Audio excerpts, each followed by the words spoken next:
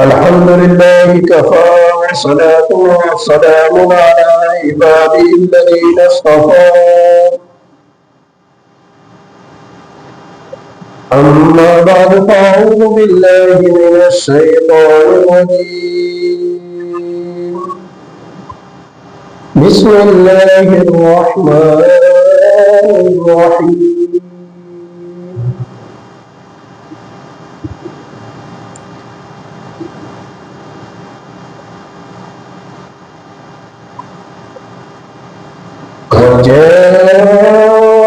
وجاءوا على قميصه بدم كذب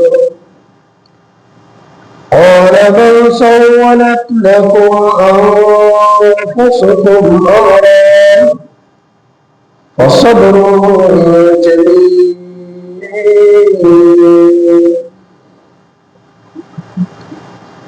والله المستعان على ما تصفون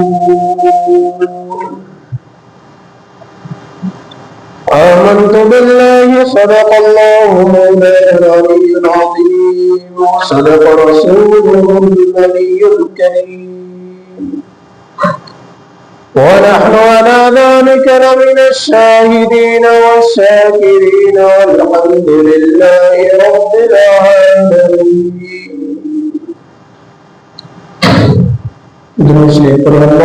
اللهم صل على محمد وعلى آل محمد كما صليت على إبراهيم وعلى آل إبراهيم إنك حميد مجيد. اللهم بارك على محمد وعلى آل محمد كما باركت على إبراهيم وعلى آل إبراهيم إنك حميد مجيد. انتہائی واجب الاحترام معزز نوجوان ساتھیوں، بزرگوں،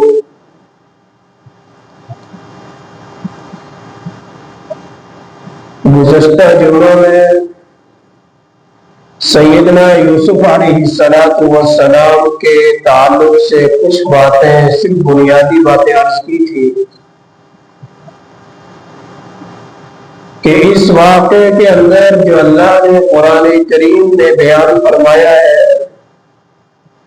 بہت ساری حکمتیں پیدا ہیں اہل علم کے لیے، سوال کرنے والوں کے لیے. اس واقعے سے ہمیں یہ سبق ملتا ہے کہ اگر تمہارے حاسدین زیادہ ہو جائے تو گھبرانے کی ضرورت نہیں ہے، حسد کرنے والے منہ کے بل گر جائیں گے. اس واقعے سے سبق ملتا ہے کہ اگر تمہارے راستے میں وقتی طور پر رکاوٹیں آ جائے تو گھبرانے کی ضرورت نہیں ہے، پختہ یقین اور ایمان کے ساتھ بڑھتے رہیے، منزل انشاءاللہ مل ہی جائے گی.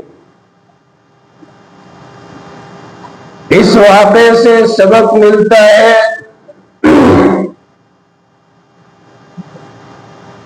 کہ گناہ کرنے کے لیے چاہے کتنے ہی راستے ہموار کیوں نہ ہو، جب بندہ اللہ کا ہو جاتا ہے تو پھر گناہ سے بچنے کے راستے کھل جاتے ہیں. یعنی کہ قرآن کریم میں اللہ رب العزت نے جو مختلف واقعات کو بیان کیا ہے، ان واقعات سے اللہ رب العزت ایمان والوں کو سبق دینا چاہتے ہیں کہ ان سے سبق سیکھو، جس راستے پر یہ چلے ہیں اگر تمہارے ساتھ بھی یہی کچھ ہو رہا ہے تو ان کی طرح ان کے راستے پر چلو تو کامیاب ہو جاؤ گے. یوسف علیہ السلام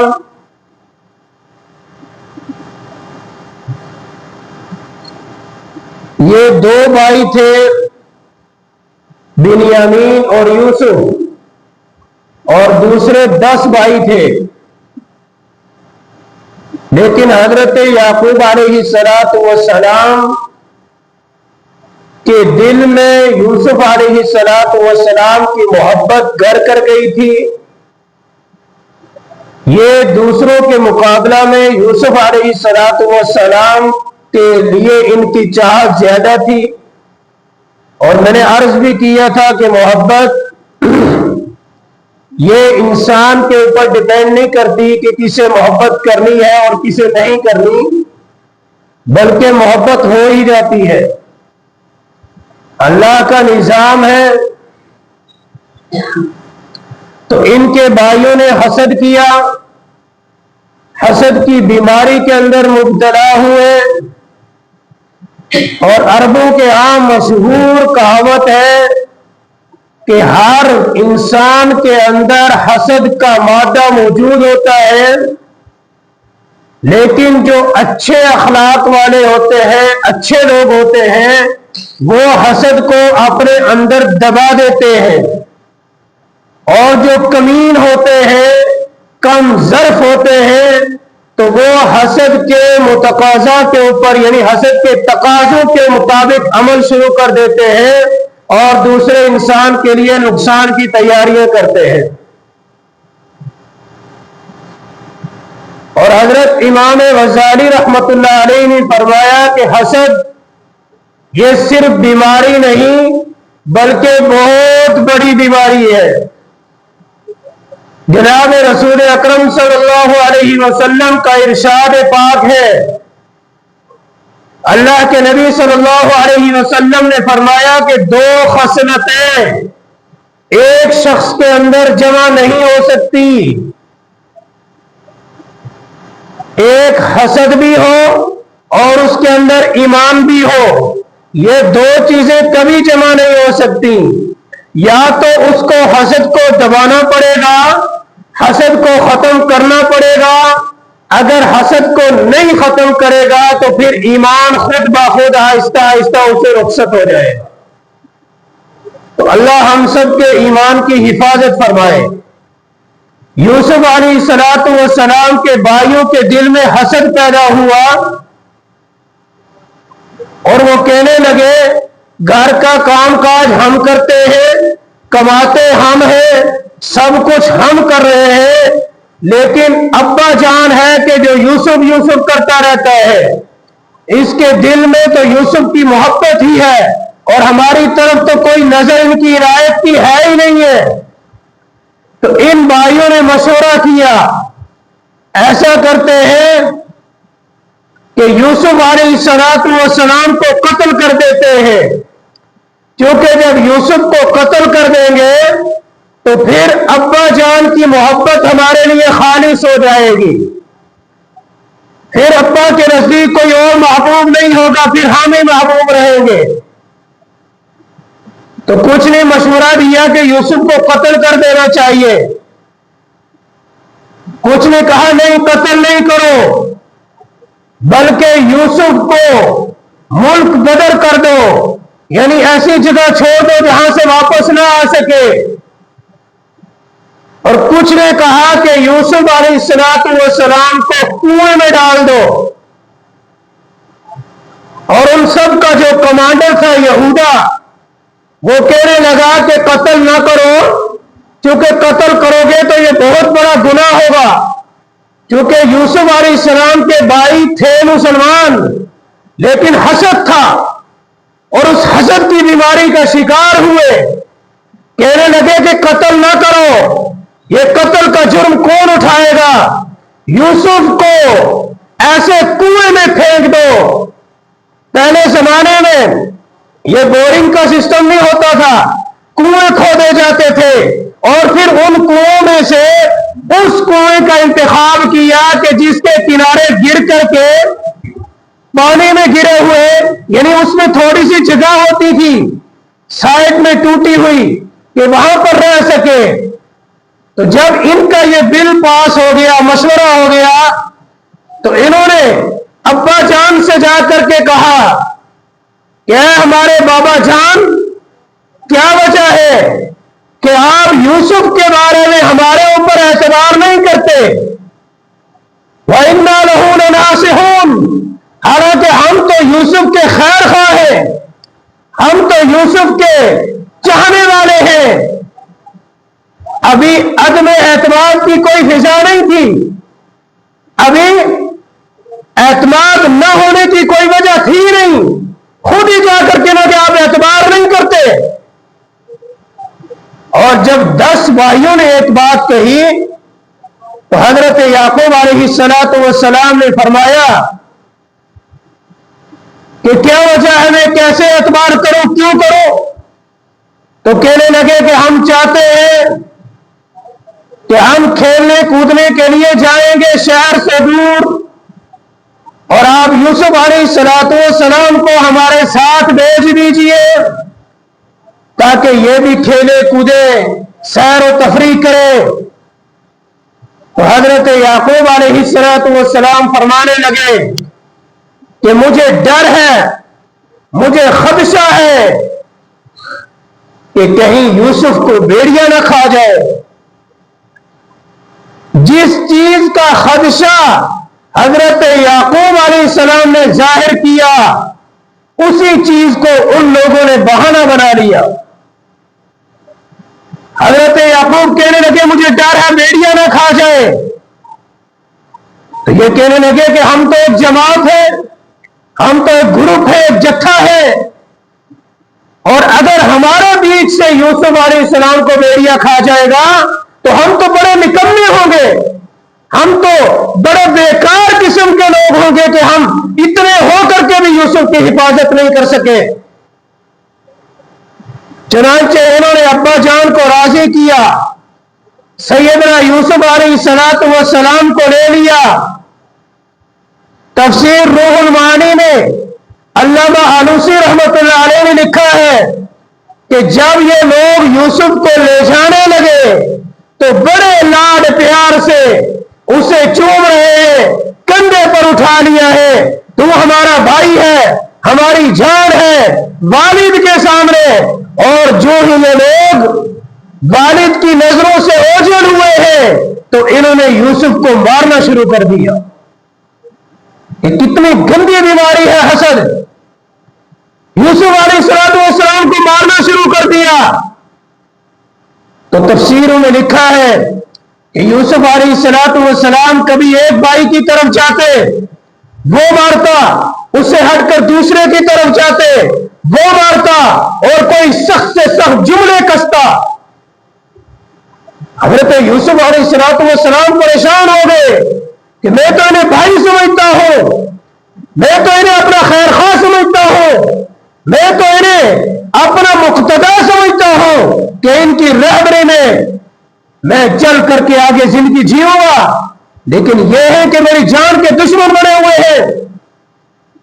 چنانچہ ان لوگوں نے سیدنا یوسف علیہ السلام کو لیا اور اس کنویں کے پاس لے گئے جو کنعان میں موجود تھا۔ حضرت یوسف علیہ السلام کو اس کنویں میں پھینک دیا۔ معصوم بچہ ہے یوسف، حسن و جمال کا پیکر ہے۔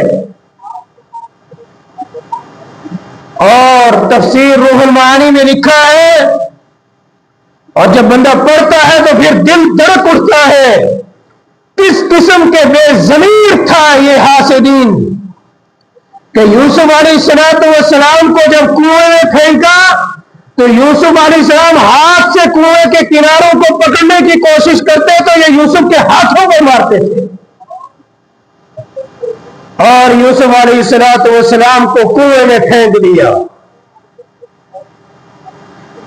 قرآن کہتا ہے اللہ نے فوراً وحی کی، حضرت جبریل علیہ السلام کو بھیجا، میرے یوسف کے پاس جاؤ اور یوسف کو تسلی دو، دلاسا دو، کہیں میرا یوسف گھبرا نہ جائے۔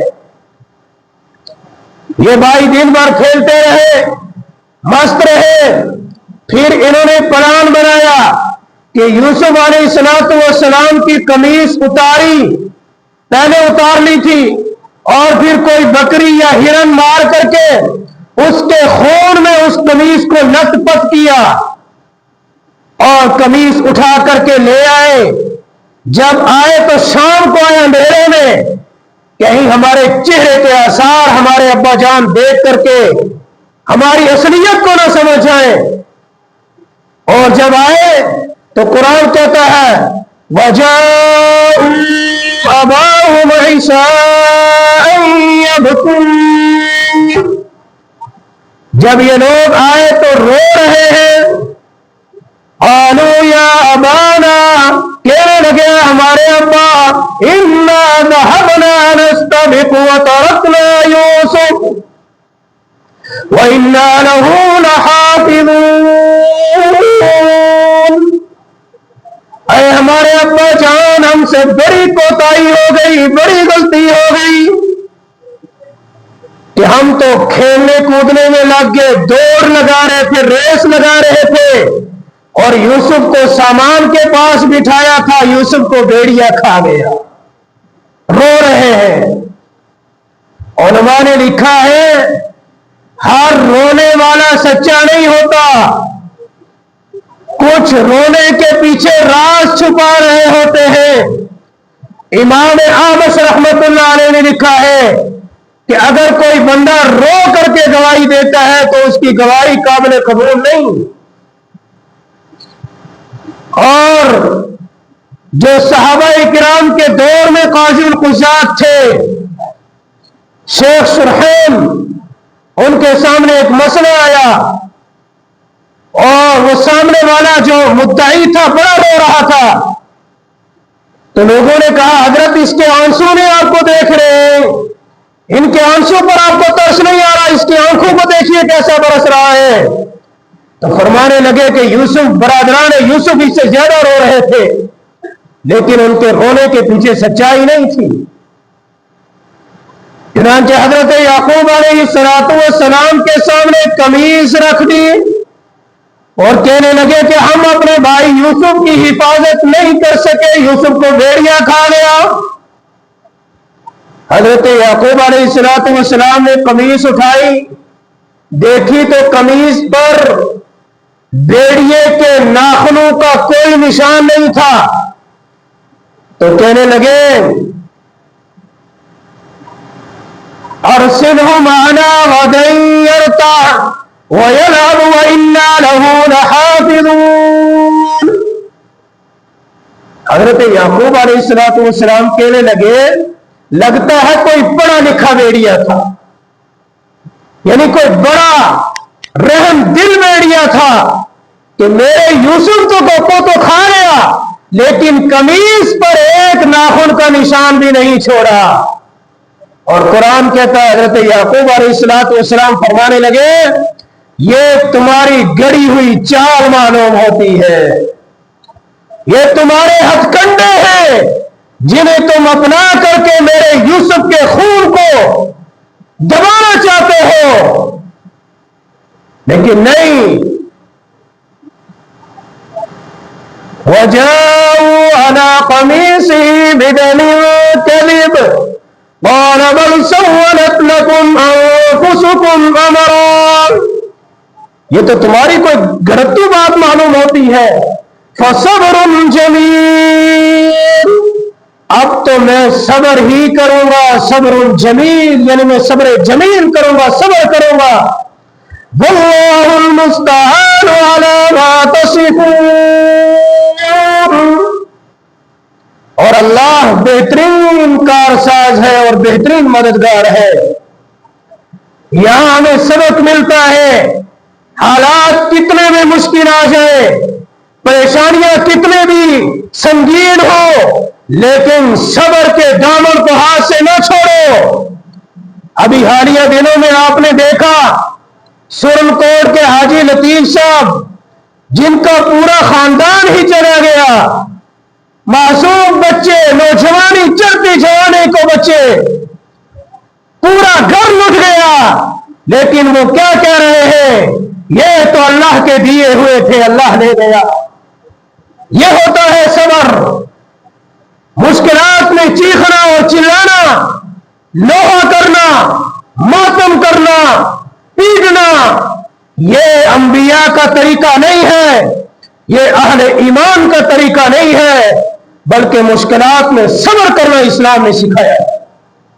حضرت یعقوب علیہ السلام کے اس عظیم الشان فرزند کے صالحے پر فرماتے ہیں فصبر جمیل،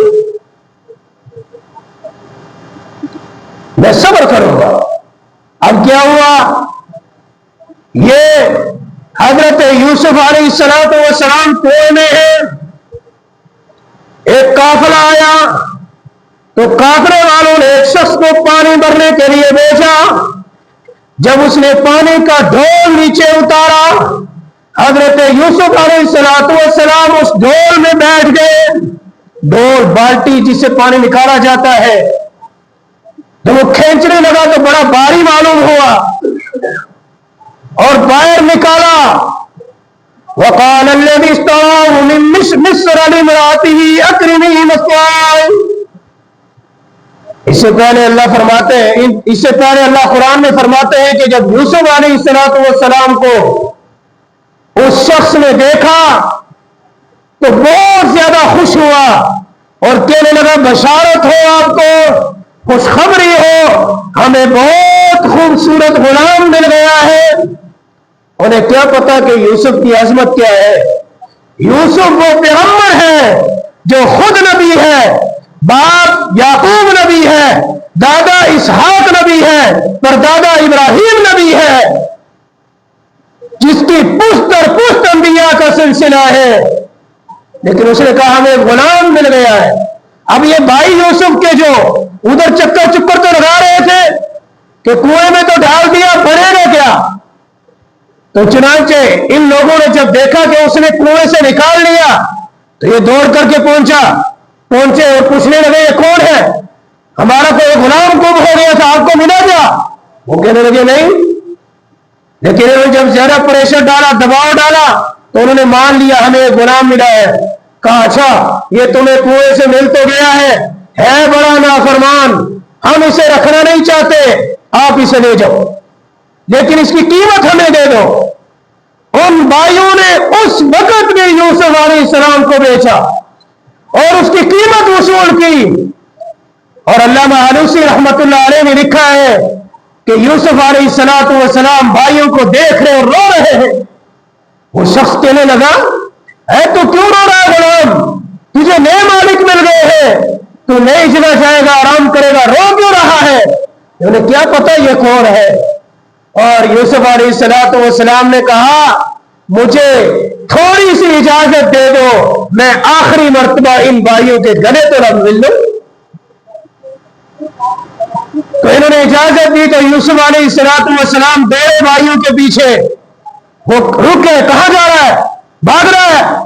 یوسف علیہ السلام کہنے لگے تم نے تو بے وفائی کی انتہا کر دی، لیکن میں بے وفا نہیں ہوں، میں تم سے گلے ملنے کے لیے آیا ہوں۔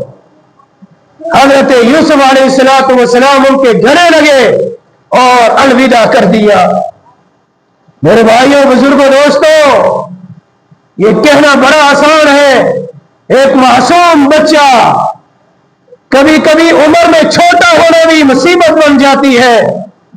آپ کے خاندان میں جو چھوٹا بچہ ہوتا ہے اس کی ذمہ داریاں بھی زیادہ ہو جاتی ہیں، اور کبھی کبھی حسین ہونا یہ بھی ایک مصیبت ہوتی ہے۔ حسد لوگ اسی سے کرتے ہیں جس کے پاس کچھ ہو، جس کے پاس کچھ نہ ہو اس سے کون حسد کرے گا؟ ایک طالب علم نے اپنے استاد جی سے کہا استاد جی دعا کر دے، تو استاد نے کہا جا اللہ تیرے حاسدین زیادہ کر دے۔ وہ راستے میں آگے گیا، رونا شروع ہو گیا کہ جی میں نے تو استاد جی سے کہا تھا دعا کرے، استاد جی نے دعا کر دی۔ تو واپس آئے، استاد جی معذرت چاہتا ہوں، غلطی کیا ہو گئی مجھ سے؟ فرمایا کیا ہوا؟ کہا میں نے دعا کے لیے کہا، آپ نے بددعا کر دی، آپ کے حاسدین زیادہ ہو۔ استاد فرمانے لگے او سادے، حاسدین اس کے ہوتے ہیں جس کے پاس کوئی ہنر ہوتا ہے، جس کے پاس کوئی گن ہوتا ہے، جس کے پاس کوئی چیز ہوتی ہے۔ تو اس واقعے سے ہمیں بہت بہت سارے سبق ملتے ہیں، لیکن یہ اس مختصر سے وقت میں مکمل کرنا تو ناممکن ہے۔ اللہ تعالیٰ سے دعا کرے اللہ قرآنی واقعات سے ہمیں عبرت حاصل کرنے کی توفیق نصیب فرمائے، اللہ ہمیں بھائیوں میں آپس میں پیار و محبت رکھنے کی توفیق عطا فرمائے، اللہ حسد جیسی عظیم اور کبیر بیماری سے اللہ ہماری اور پوری امت کی حفاظت فرمائے۔ وآخر دعوانا ان الحمد للہ رب العالمین۔